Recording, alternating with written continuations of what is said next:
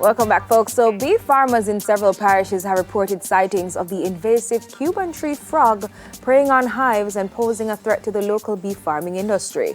Terrestrial biologist Damian White joins us to discuss the potential impact. Welcome, Mr. White. Happy to be here as usual. Morning, sir, Damian. I mean, could you just explain a little bit about how the Cuban tree frog was even introduced to Jamaica? Well, right now we don't really have the scientific evidence, like we know how it got to Jamaica. But in most countries, it's normally through ports. So just think about a container coming in and they hitch a ride. So they are good hitchhikers. And then there are also reports that some people love to have exotic pets. And yes, we have people in Jamaica that have exotic pets, and sometimes they smuggle them in. But the most likely how they come in here is cargo, movement of goods. So the person who would be sending the goods would know that? No, they wouldn't know, because these guys, even now, I have reports like they happen on vehicles from Clarendon to Kingston. So they love to hitch a ride, you know. Wow. Tally asked the question about how they got here, but is it just the bee colony that they affect, or is right? Well, the thing is, in the literature, because when it just came here, when an invasive come to our country, we normally don't know what it do. Yes. So from the literature in other countries, what it do, it eat native animals. So from the environmental side, native animal like what we have, it eat other frogs, it eat other lizard, some of them eat bird, but anything that can fit in its mouth. So we know that happens in Florida. The second thing is, there are nuisances to people. So we know in Jamaica we have this thing where a number of us afraid of frog. This one love your house. It's a urban frog. So it breed good in houses.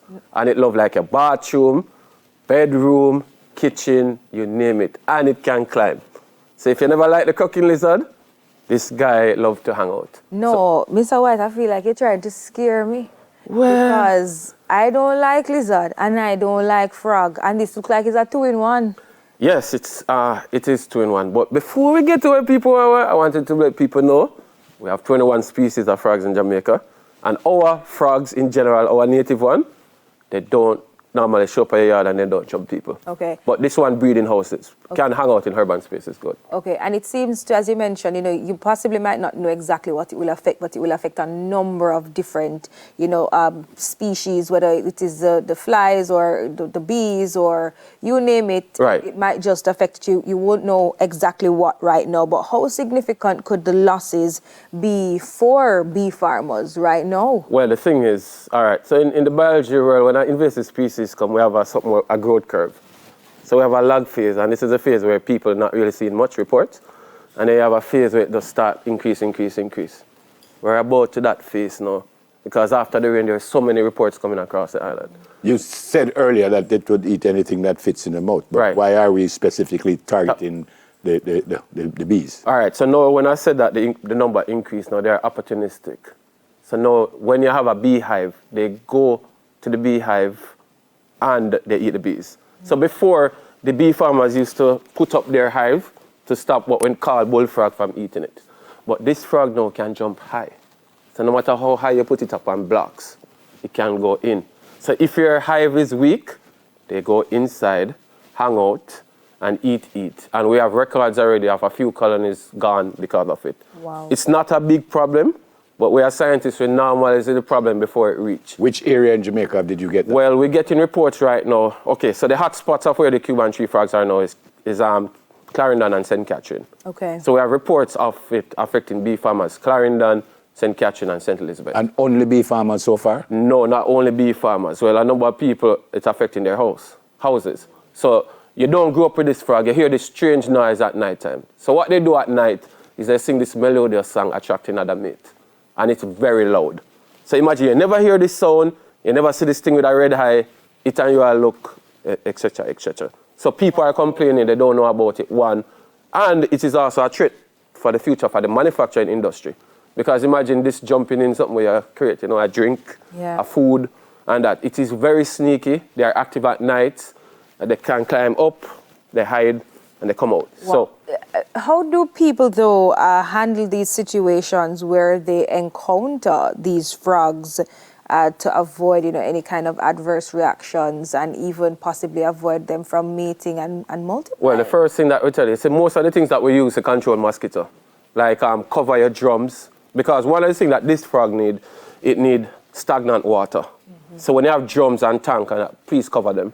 Because what happens is, they lay their eggs, in less than 24 hours it hatch, and in 30 days you have these small froglets. And one female can lay hundreds of eggs. So we ask people to, cover your drums, tank. If you have drains, clear them. So one. So that deal with the breeding side. The adults know is another thing, because the last time we talked what they do in Florida, we talk about the fridge, everybody they say we tell them put nasty frog in fridge to kill it friendly. Our culture, we don't normally touch frogs. Jamaicans and most Caribbean people say frogs are nasty. So what we are trying to tell you, if you encounter the big adults, there's many creative ways to deal with it. We just ask people who bragging me, tell me, so them put up bleach and all that. We don't really endorse it, because they have the animal groups, especially international, that comes out and hit us hard when we talk about that. But I know people blunt instruments, some people talk about they hit it, chop it, you name it. But it's a problem there. And one thing I also should mention, that some people might have an allergic reaction to the secretion on it. I was just gonna ask to piggyback on Natalia's question. So if it hits the human, what can happen? Okay, so when I will get sick.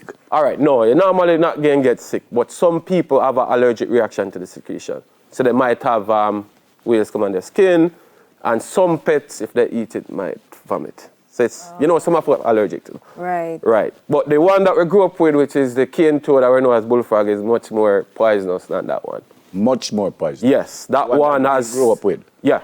Okay. The thing why it don't affect us because we don't eat it.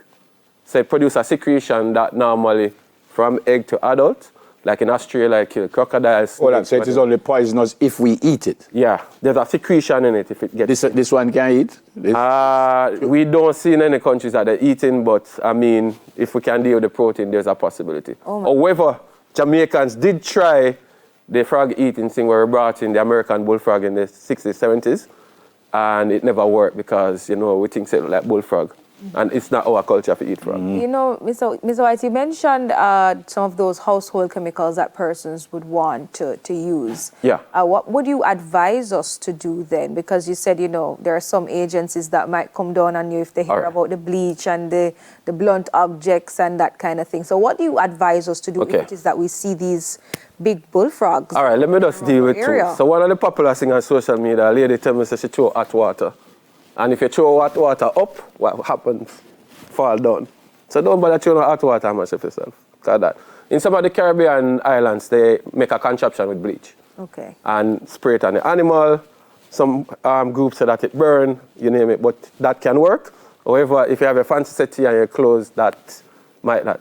The truth is, if you get a shoes and give it a good clap, that would do justice. That will do it. What about salt or any kind of... The salt is a popular thing that is used here. It does work, but again, some animal groups overseas have an issue with it. The truth is, let me be very blunt and honest here.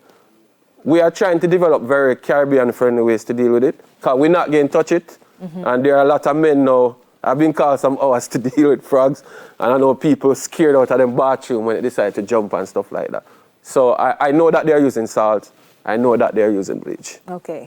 And we also know that they're using the insecticide. Okay. But you're not encouraging that? I would encourage more that you might be chop it or use a blunt object. But if that's what you have, I'm not stopping you from doing that. Use what you have. Yeah, but deal with the breeding sites. What's the word to the farmers here now? The word, okay, so the farmers, what we do find out, even though the Cuban tree frog can jump pretty high, the vegetation around your hive maintenance is important. So clear some of the vegetation, because some of the farmers report that they just don't jump up on the box, they hang out on the tree branch and then come down on your box. Okay. So that's the first thing. And report your, if you're having problems, reach out to NEPA, or you can reach out to me on social media, Roosters World Jamaica.